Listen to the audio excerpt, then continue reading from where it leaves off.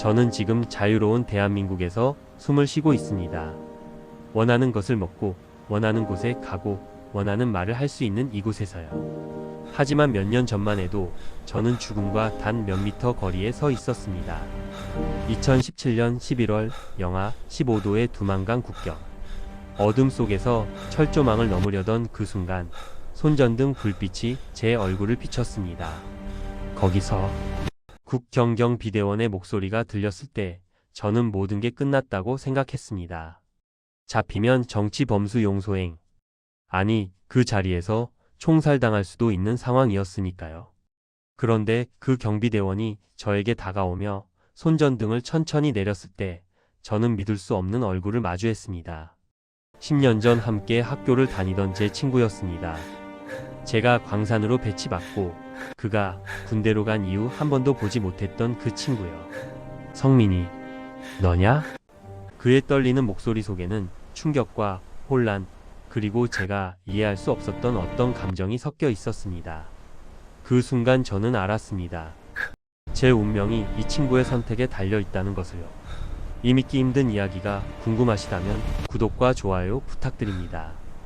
여러분의 관심이 아직도 그곳에 갇혀있는 이들에게 희망이 될 수 있습니다. 지금부터 제가 어떻게 지옥 같은 북한을 벗어나 이곳까지 오게 되었는지, 그리고 그 국경에서 만난 친구와의 이야기를 들려드리겠습니다. 제 이야기는 함경북도 회령의 작은 마을에서 시작됩니다. 2000년대 초반 저는 그곳에서 평범한 소년으로 자랐습니다. 당시 저는 체제를 의심하지 않았습니다. 아니, 의심할 생각조차 하지 못했다는 표현이 더 정확하겠네요. 아침 6시면 어김없이 확성기에서 혁명가요가 흘러나왔습니다. 백두산 줄기줄기 피어린 자우. 그 소리에 맞춰 일어나 학교에 가는 게 일상이었죠. 학교에서는 매일 아침 김일성 주석님과 김정일 장군님의 초상화 앞에서 묵념을 했습니다. 오늘도 위대하신 수령님 덕분에 공부할 수 있음에 감사드립니다. 그때 제 옆자리에 앉았던 친구가 바로 철수였습니다. 덩치가 크고 목소리가 우렁찬 녀석이었죠. 쉬는 시간이면 함께 운동장에서 뛰어놀았고, 방과 후에는 두만강 근처에서 물고기를 잡으며 놀았습니다. 철수는 늘 말했습니다. 성민아, 나는 커서 꼭 군인이 될 거야. 조국을 지키는 영웅이 되는 거지. 저는 그저 웃으며 고개를 끄덕였습니다. 그때는 몰랐죠. 그 꿈이 훗날 우리 둘의 운명을 이렇게 엇갈리게 만들 줄은요. 중학교를 졸업하고 저는 근처 탄광에 배치받았습니다. 아버지가 일찍 돌아가신 후 어머니와 여동생을 책임져야 했으니까요. 철수는 원하던 대로 군대에 입대했고 우리는 자연스럽게 연락이 끊겼습니다. 탄광 생활은 고됐습니다. 매일 10시간 넘게 지하에서 일했지만 배급은 제대로 나오지 않았습니다. 한 달에 옥수수 몇 킬로그램이 전부였죠. 그나마도 절반은 썩은 것들이었습니다. 동무, 이번 달 배급이 또 줄었어. 국가 사정이 어려워서 그렇다는데. 반장 동무의 말에 모두 고개를 숙였습니다. 불만을 표현하는 것 자체가 위험했으니까요. 하지만 그때부터였습니다. 제 마음속에 작은 의문이 싹트기 시작한 게요. 우리는 세상에서 가장 훌륭한 사회주의 국가에 살고 있다고 배웠습니다. 그런데 왜 우리는 늘 굶주려야 하는 걸까요? 왜 중국에서 몰래 넘어온 쌀이 우리가 받는 배급보다 하얗고 맛있는 걸까요? 그런 생각을 하는 것만으로도 가슴이 두근거렸습니다. 혹시 누가 제 생각을 알아채기라도 하면 저와 제 가족은 끝장이었으니까요. 그래서 저는 그 의문을 마음 깊숙이 묻어두고 그저 시키는 대로 살았습니다. 하지만 운명은 제가 그 의문을 더 이상 외면할 수 없게 만들었습니다. 2014년 봄, 제 인생을 바꾼 사건이 일어났습니다. 탄광에서 함께 일하던 김 동무가 중국에서 몰래 들여온 한국 드라마 USB를 보다가 적발됐습니다. 그는 제 작업반에서 일하던 성실한 사람이었습니다. 아내와 어린 두 아들이 있었죠. 일주일 후 회령 시내 광장에 전 주민이 소집됐습니다. 공개 처형이 있다는 소문은 이미 퍼져 있었습니다. 저는 가고 싶지 않았지만 참석하지 않으면 저까지 의심받을 수 있었습니다. 광장은 사람들로 가득 찼습니다. 단상 위에 김 동무가 무릎을 꿇고 있었습니다. 머리는 산발이었고 온몸에 맞은 흔적이 역력했습니다. 반동분자 김철호는 적국의 선전물을 유포하여 우리 공화국의 체제를 전복하려 한 죄로 확성기에서 제목이 낭독되는 동안 저는 김동무의 얼굴을 똑똑히 봤습니다. 그의 눈에는 공포가 아닌 체념이 담겨 있었습니다. 그 순간 총성이 울렸고 그는 고꾸라졌습니다. 주변 사람들은 아무 감정도 없는 얼굴로 서 있었습니다. 어떤 이는 박수까지 쳤습니다. 저는 그 광경이 너무 끔찍해서 눈을 감았지만 귀를 막을 수는 없었습니다. 혁명의 적들은 이렇게 처단된다. 그날 밤 저는 잠을 이룰 수 없었습니다. 김동무는 나쁜 사람이 아니었습니다. 그저 외부 세계가 궁금했을 뿐이었죠. 드라마 하나 봤다고 죽어야 하는 게 정의로운 일일까요? 그때 처음으로 뭔가 잘못되었다고 느꼈습니다. 우리가 배운 것들, 믿어왔던 것들이 모두 거짓은 아닐까 하는 생각이 들었습니다. 더 충격적인 일은 그 다음 달에 일어났습니다. 탄광 작업 중 갱도가 무너졌습니다. 안전 장비도 제대로 없는 상태에서 무리하게 채굴하다 생긴 사고였습니다. 그날 7명의 동료가 매몰됐고 저는 기적적으로 살아났습니다. 구조 작업은 엉망이었습니다. 장비도 없고 인력도 부족했습니다. 결국 사흘 만에 시신만 수습했죠. 당 간부들은 사고 원인을 은폐하려 했고 유가족들에게는 입을 다물라고 협박했습니다. 이것은 개인의 부주의로 인한 사고다. 국가를 원망하는 자는 반동분자로 간주한다. 제 절친했던 동료 박동무의 아내는 생후 6개월 된 아기를 안고 울부짖었습니다. 하지만 아무도 위로하지 못했습니다. 위로조차 위험한 일이 되어버린 세상이었으니까요. 그날 저는 깨달았습니다. 이 나라에서 인간의 생명은 아무 가치도 없다는 것을요. 우리는 체제를 유지하기 위한 소모품일 뿐이었습니다. 밤마다 저는 생각했습니다. 이게 정말 우리가 지켜야 할 체제인가? 이곳에서 계속 살아야 하는가? 하지만 이런 생각을 하는 것만으로도 온몸에 식은땀이 흘렀습니다. 들키기라도 하면 저뿐만 아니라 어머니와 여동생까지 위험해질 테니까요. 그렇게 저는 두려움과 각성 사이에서 고통스러운 시간을 보냈습니다. 2016년 가을, 더 이상 버틸 수 없는 상황이 찾아왔습니다. 16살이던 여동생 수진이가 쓰러졌습니다. 병원에 데려갔더니 의사는 고개를 저었습니다. 영양실조가 심각합니다. 그리고 폐결핵 증상도 보이는데 약이 없습니다. 약이 없다니요? 그럼 어떻게 해야 합니까? 돈이 있으면 중국에서 들여온 약을 구할 수 있어. 하지만 최소 미화 200달러는 필요합니다. 200달러. 제가 탄광에서 1년을 일해도 모을 수 없는 돈이었습니다. 집으로 돌아오는 길, 여동생을 업고 걸으면서 저는 처음으로 진지하게 탈북을 생각했습니다. 중국에 가면 돈을 벌 수 있다는 이야기를 들은 적이 있었습니다. 몇 달만 일하면 수진이의 약값 정도는 보낼 수 있을 거라 생각했죠. 그때는 몰랐습니다. 제가 한번 떠나면 다시는 돌아올 수 없다는 것을요. 그날 밤 저는 조심스럽게 어머니께 말씀드렸습니다. 어머니, 제가 중국에 다녀오겠습니다. 수진이 약을 구해올게요. 어머니는 한참을 침묵하시다가 눈물을 흘리셨습니다. 성민아, 네가 한번 가면 못 돌아오는 거 어미가 모를 것 같으냐? 하지만 어미도 알아. 여기 있으면 너희 남매 다 죽는다는 것도. 어머니는 떨리는 손으로 천장 석가래 사이에 숨겨둔 작은 보따리를 꺼내셨습니다. 오랜 세월 모아둔 중국 돈이었습니다. 전부 합쳐도 50위안 정도였지만 어머니에게는 전 재산이었습니다. 이걸 가지고 가거라. 그리고 살아만 있어라. 다음 몇 주 동안 저는 탈북 준비를 시작했습니다. 탄광에서 알게 된 중국 조선족 상인을 통해 국경을 넘는 방법을 조심스럽게 알아봤습니다. 두만강 건너편 마을까지 안내해 줄 수 있어. 대신 500위안. 500위안이요? 제게는 50위안밖에 없습니다. 그럼 혼자 가시오. 하지만 경비대한테 걸리면 끝이오. 결국 저는 혼자 가기로 했습니다. 몇 달 동안 국경 지역을 오가며 경비대의 순찰 시간을 파악했습니다. 새벽 4시에서 5시 사이 교대 시간에 잠깐의 공백이 생긴다는 것을 알아냈죠. 탈출 전날 밤 저는 잠든 여동생의 이마에 입을 맞췄습니다.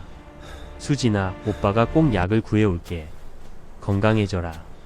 어머니와는 제대로 작별 인사도 할 수 없었습니다. 말을 하면 울음이 터질 것 같았으니까요. 어머니는 그저 제 등을 토닥이시며 말씀하셨습니다. 가거라. 그리고 다시는 돌아오지 마라. 자유로운 곳에서 살아라. 2017년 11월 15일 새벽, 저는 작은 배낭 하나만 메고 집을 나섰습니다. 뒤돌아보니 어머니가 문 앞에 서서 저를 바라보고 계셨습니다. 그 모습이 제가 본 어머니의 마지막 모습이었습니다. 죽을 각오로 두만강을 향해 걸어가면서 저는 다짐했습니다. 반드시 살아남아서 언젠가 어머니와 수진이를 다시 만나겠다고요. 하지만 운명은 제게 전혀 예상치 못한 시험을 준비하고 있었습니다. 새벽 4시 30분, 영하 15도의 두만강 국경. 저는 얼어붙은 강변에 웅크리고 앉아 경비대의 움직임을 지켜봤습니다. 손전등 불빛이 철조망을 따라 천천히 이동하더니 초소 쪽으로 사라졌습니다. 교대 시간이었습니다. 지금이다. 심장이 터질 듯 뛰었습니다. 배낭을 단단히 메고 얼어붙은 강으로 내려갔습니다. 강물은 완전히 얼지 않아 군데군데 얼음이 갈라져 있었습니다. 한 발 한 발 조심스럽게 디딜 때마다 얼음이 삐걱거리는 소리가 귓가에 울렸습니다. 강 중간쯤 왔을 때였습니다. 갑자기 강렬한 손전등 불빛이 제 얼굴을 비췄습니다. 거기서 모든 것이 끝났다고 생각했습니다. 다리에 힘이 풀려 그 자리에 주저앉을 뻔했죠. 경비대원의 군화 소리가 점점 가까워졌습니다. 손 들고 이쪽으로 와. 천천히. 저는 떨리는 손을 들고 천천히 강둑으로 올라갔습니다. 손전등 불빛이 너무 밝아 경비대원의 얼굴은 보이지 않았습니다. 그가 총을 겨누며 다가왔습니다. 신분증 내놔. 저는 주머니에서 신분증을 꺼냈습니다. 그가 신분증을 받아들고 손전등을 비췄습니다. 그리고 그 순간 그의 손이 멈췄습니다. 박성민? 그 목소리를 듣는 순간 제 온몸에 전율이 흘렀습니다. 분명 어디선가 들어본 목소리였습니다. 손전등이 천천히 내려가며 그의 얼굴이 드러났습니다. 철수야, 너냐? 10년 만에 마주한 친구의 얼굴은 많이 변해 있었습니다. 어린 시절 함께 웃던 그 소녀는 온데간데없고 날카로운 눈빛의 군인이 서 있었습니다. 하지만 그 눈빛이 흔들리고 있었습니다. 성민이 대체 무슨 짓을 하는 거냐? 철수야, 나는. 말이 나오지 않았습니다. 무슨 말을 해야 할까요? 동생이 아파서? 이 나라가 싫어서? 그 어떤 이유도 그를 설득할 수 없을 것 같았습니다. 철수는 총을 든 손을 떨고 있었습니다. 그의 얼굴에는 충격, 배신감, 그리고 제가 이해할 수 없는 복잡한 감정들이 뒤섞여 있었습니다. 너 조국을 배신하려는 거냐?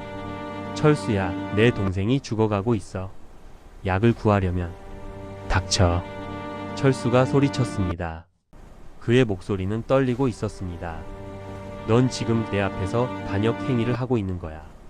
내가 너를 쏴야 해. 규정상 그래야 한다고. 우리는 한참 동안 서로를 바라봤습니다. 얼어붙은 강바람이 우리 사이를 스쳐 지나갔습니다. 저는 철수의 눈에서 눈물이 맺히는 것을 봤습니다.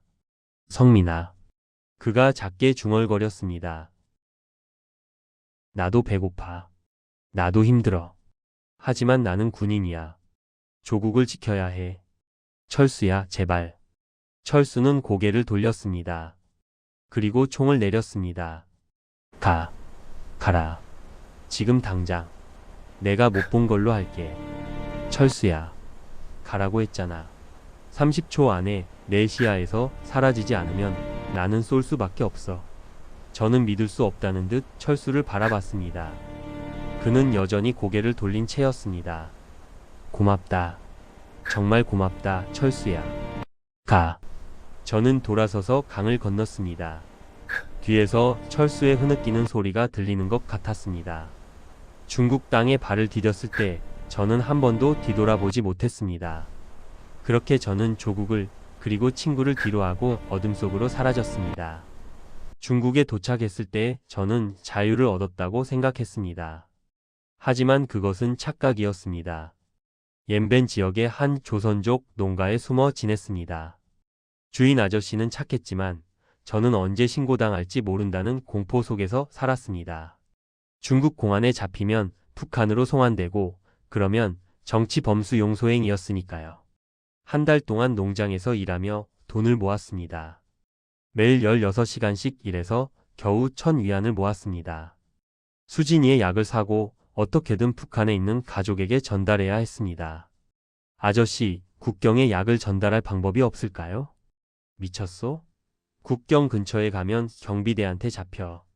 하지만 저는 포기할 수 없었습니다. 동생을 살려야 했으니까요. 결국 저는 다시 국경으로 갔습니다. 밤마다 철조망 근처에서 기다렸습니다. 혹시 철수를 만날 수 있을까 하는 희망을 안고요. 사흘째 되는 밤 익숙한 군화 소리가 들렸습니다. 또 너냐? 철수였습니다. 그는 한숨을 쉬며 저를 바라봤습니다. 형. 아니 철수야. 부탁이 있어. 저는 배낭에서 약과 돈을 꺼냈습니다. 이걸 우리 집에 전달해 줄 수 있어? 동생이 죽어가고 있어. 제발. 철수는 난처한 표정을 지었습니다. 성민아, 나는 군인이야. 이런 짓을 하다가 걸리면 나도 끝이라고. 저는 주머니에서 나머지 돈을 모두 꺼냈습니다. 500위안이었습니다. 이거 받아. 그냥 부탁만으로는 어렵다는 거 알아. 철수는 돈을 보고 손을 저었습니다. 너 이거 어떻게 모은 건데? 한 달 동안 뼈 빠지게 일해서 모은 거야. 제발 철수야. 철수는 한참을 망설이다가 돈과 약을 받았습니다. 알았어. 전달해 줄게. 하지만 다시는 여기 오지 마. 하지만 저는 또 왔습니다. 한 달 후 또 한 달 후. 매달 번 돈을 모아 철수를 만났습니다. 처음에는 돈을 주고받는 거래였지만 시간이 지나며 뭔가 달라지기 시작했습니다. 어느 추운 겨울밤 철수가 먼저 말을 걸었습니다. 성민아, 중국에서 어떻게 지내? 힘들어. 매일 숨어 지내야 하고 언제 잡힐지 몰라. 그래도 배는 고프지 않지? 철수의 목소리에는 부러움이 섞여 있었습니다. 철수야, 너는 어떻게 지내? 뭐 그냥. 여전히 배고프지. 어제는 배급으로 썩은 옥수수 받았어. 우리는 그날 밤 오랫동안 이야기를 나눴습니다. 어린 시절 추억, 헤어진 후의 삶, 그리고 각자가 견뎌온 고통들. 철조망을 사이에 두고 앉아서 마치 예전처럼 친구처럼 이야기했습니다. 성민아, 솔직히 말할게.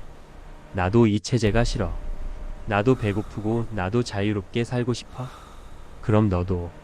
안 돼. 나는 못 가. 내 가족이 있어. 내가 타령하면 우리 부모님과 동생들이 다 끝나. 철수의 눈에 눈물이 맺혔습니다. 저는 그때 깨달았습니다. 우리는 다른 선택을 했지만 같은 고통을 안고 있다는 것을요. 그 후로 우리의 만남은 거래가 아닌 위로가 되었습니다.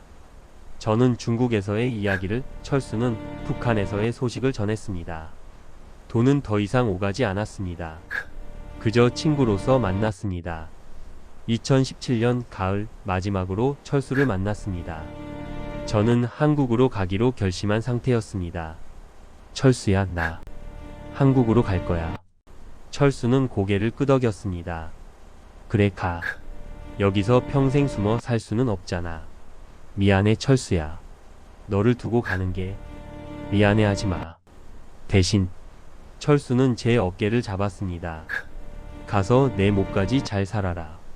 자유롭게 살아라. 그게 나한테 줄 수 있는 가장 큰 선물이야. 우리는 마지막으로 포옹했습니다. 철조망 너머로 손을 뻗어 서로를 껴안았습니다. 그것이 제가 철수를 본 마지막 순간이었습니다. 중국에서 1년을 숨어 지낸 후 저는 깨달았습니다. 이곳에서는 평생 그림자처럼 살아야 한다는 것을요. 어느 날 농장 주인 아저씨가 급하게 달려왔습니다. 성민이 당장 짐 싸. 공안이 이 근처를 단속한다는 소문이 돌아. 그날 밤 저는 다른 조선족 집으로 옮겨야 했습니다. 세 번째 이사였습니다. 매번 쫓기듯 도망쳐야 하는 삶이 지겨웠습니다. 이러다가 결국 잡히겠구나. 그때 알게 된 탈북자 형님이 말했습니다. 성민아, 한국으로 가야 해. 거기 가면 우리를 보호해줘. 형님, 어떻게 가요? 저는 돈도 없고. 브로커를 통하면 돼. 비용은 2,000달러 정도 드는데 나중에 한국에서 갚으면 돼. 그렇게 저는 한국행을 결심했습니다. 2017년 12월 브로커를 만났습니다. 중국 동포로 보이는 40대 남자였습니다. 여권 없이 중국 라오스 태국을 거쳐 방콕 한국 대사관까지 데려다 줄게. 절대 안전해. 하지만 절대 안전이라는 말은 거짓말이었습니다. 라오스까지 가는 버스 안에서 저는 공안 검문에 3번이나 걸릴 뻔했습니다. 브로커가 뇌물을 주며 무마했지만 그때마다 심장이 멎는 줄 알았습니다. 라오스에 도착했을 때는 더 큰 문제가 생겼습니다. 브로커가 갑자기 돈을 더 요구한 겁니다. 원래 2,000달러라고 했잖아요. 상황이 바뀌었어. 500달러 더 내지 않으면 여기서 내려. 저는 선택의 여지가 없었습니다. 다른 탈북자들에게 돈을 빌려 겨우 추가 비용을 냈습니다. 라오스에서 태국까지 가는 길은 악몽이었습니다. 정글 속을 사흘 밤낮을 걸었습니다. 뱀과 벌레들이 들끓는 곳이었죠. 함께 가던 탈북자 한 분은 탈진해서 쓰러졌지만 브로커는 기다려주지 않았습니다. 빨리 못 와? 놔두고 간다. 우리는 그분을 억지로 부축해서 끌고 갔습니다. 도저히 버릴 수 없었으니까요. 태국 국경에 도착했을 때 또 다른 시련이 기다리고 있었습니다. 태국 경찰에게 발각된 겁니다. 너희 불법 입국자지?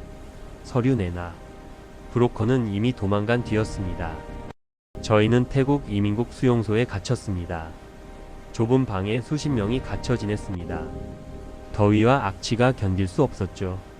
우리 여기서 죽는 거 아니야? 절망하던 그때 수용소 직원이 말했습니다. 너희 한국 가고 싶어? 한국 대사관에 연락해. 일주일 후 한국 영사관 직원이 수용소를 방문했습니다. 처음으로 태극기를 본 순간 눈물이 터져 나왔습니다. 저희 한국 사람입니다. 북한에서 왔습니다. 알아요. 걱정하지 마세요. 이제 안전해요. 곧 한국으로 보내드릴게요. 그 말을 듣는 순간 제 다리에 힘이 풀려 주저앉았습니다. 1년 반 동안 쫓기고 속고 굶고 두려워했던 시간들이 주마등처럼 지나갔습니다. 수용소에서 한 달을 더 기다린 후 드디어 비행기 티켓을 받았습니다. 인천행 비행기표였습니다. 비행기에 탑승하기 전 저는 북쪽을 향해 고개를 숙였습니다. 어머니 수진아, 그리고 철수야. 나 이제 자유로운 땅으로 갑니다. 꼭 다시 만나자. 비행기가 이륙하는 순간 저는 새로운 삶을 향해 날아가고 있었습니다. 2018년 2월 인천공항에 도착했습니다. 처음 한국 땅을 밟았을 때의 그 감격을 어떻게 설명해야 할까요? 공항 밖으로 나서는 순간 자유로운 공기를 마시며 저는 그 자리에 주저앉아 울었습니다. 이제 진짜 자유인가요? 함께 온 탈북자 형님이 제 어깨를 토닥였습니다. 그래 성민아. 이제 우리는 자유야. 국정원 조사를 거쳐 하나원에 입소했습니다. 석 달 동안 남한 사회 적응 교육을 받았죠. 처음으로 배불리 밥을 먹고 마음껏 잠을 잤습니다. 누가 문을 두드려도 무섭지 않았습니다. 가장 충격적이었던 것은 도서관이었습니다. 온갖 책들을 마음대로 읽을 수 있다는 게 믿기지 않았습니다. 김씨 일가를 비판하는 책도, 북한 체제를 고발하는 책도 있었죠. 여기서는 뭐든 읽어도 되는 건가요? 당연하죠. 이게 자유예요. 하나원을 나온 후 정부 지원으로 작은 원룸을 얻었습니다. 처음으로 제 이름으로 된 집이 생긴 겁니다. 그날 밤 저는 빈 방 한가운데 앉아서 또 울었습니다. 취직은 쉽지 않았습니다. 탈북자라는 이유로 거절당하기도 했죠. 하지만 포기하지 않았습니다. 결국 물류센터에서 일자리를 얻었고 밤에는 검정고시를 준비했습니다. 1년 후 저는 검정고시에 합격했습니다. 그리고 대학 입학도 준비하기 시작했습니다. 북한에서는 꿈도 꿀 수 없었던 일들이었죠. 지금 제가 가장 좋아하는 순간은 편의점에 가는 시간입니다. 원하는 음식을 고르고 제 돈으로 사는 그 순간. 누가 뭐라 하지 않고 허락받지 않아도 되는 그 자유가 여전히 신기합니다. 밤에 인터넷을 하며 세계 뉴스를 보는 것도 행복합니다. 유튜브에서 음악을 듣고 영화를 보고 친구들과 자유롭게 대화하는 것. 이 모든 게 북한에서는 상상조차 할 수 없는 일들입니다. 하지만 이 자유를 누릴 때마다 저는 한 사람을 떠올립니다. 철수. 그는 지금도 저 국경에 서 있을까요? 여전히 배고픔을 참으며 철조망을 지키고 있을까요? 밤마다 저는 철수를 생각합니다. 저를 살려준 그 친구를요. 가끔 뉴스에서 북한 소식이 나올 때마다 가슴이 아픕니다. 아직도 그곳에는 제 어머니와 동생이 그리고 철수가 있습니다. 2,500만 명의 동포들이 자유를 모르고 살아가고 있습니다. 저는 지금 탈북자들을 돕는 단체에서 자원봉사를 하고 있습니다. 제가 받은 도움을 이제는 다른 이들에게 돌려주고 싶습니다. 그리고 언젠가는 통일이 되어 북한 동포들도 이 자유를 누릴 수 있기를 바랍니다. 철수야, 만약 이 영상을 볼 수 있다면 알아줬으면 좋겠어. 내가 살려준 친구는 여기서 내 목까지 열심히 살고 있다고. 그리고 언젠가 우리가 자유로운 땅에서 다시 만나 철조망 없이 포옹할 수 있는 날을 꿈꾼다고. 여러분, 자유는 공짜가 아닙니다. 누군가는 목숨을 걸고 이곳까지 왔습니다. 부디 여러분이 누리는 자유를 당연하게 여기지 말아주세요. 그리고 아직도 자유를 모르고 사는 북한 동포들을 기억해 주세요. 저는 오늘도 자유로운 대한민국에서 숨을 쉽니다. 그리고 감사합니다. 이 자유를 지켜준 모든 분들께, 그리고 저를 살려준 친구 철수에게 감사합니다.